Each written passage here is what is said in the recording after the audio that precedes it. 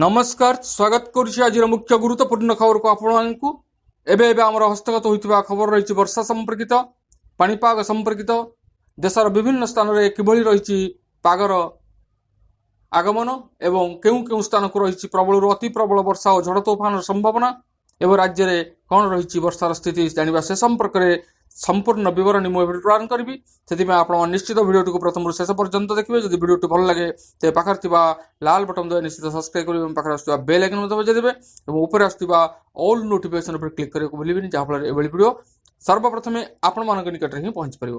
तेज आसतु जाना आज पाणीपाग संपर्कित विशेष गुरुत्वपूर्ण सूचना।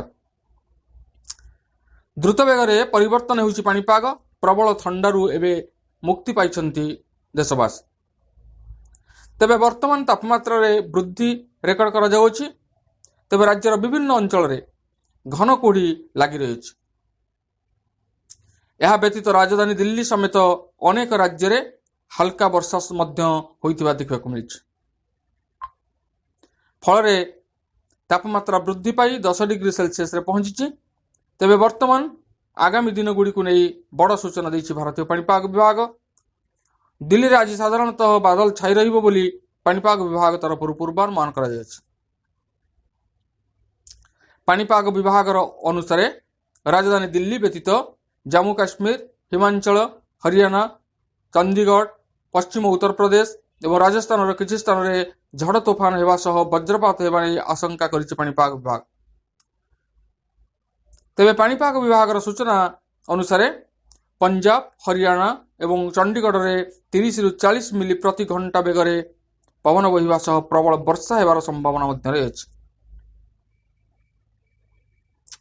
यह व्यतीत हिमाचल प्रदेश आगामी 2 दिन पर्यंत प्रबल तुषारपात होगा नहीं ऑरेंज अलर्ट जारी करिछि पाणीपाग विभाग।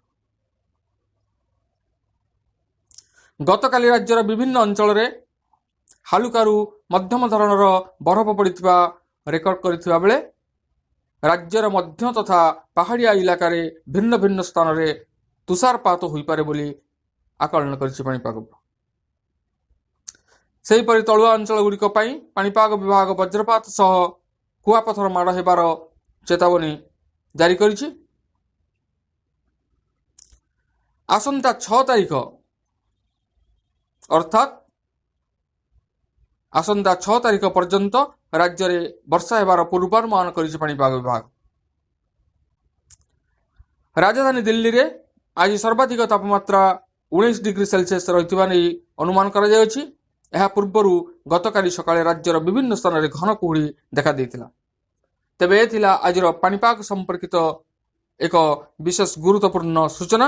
आज एतिकी पुणी देखा आगामी भिडियो रे। रहुछि धन्यवाद नमस्कार।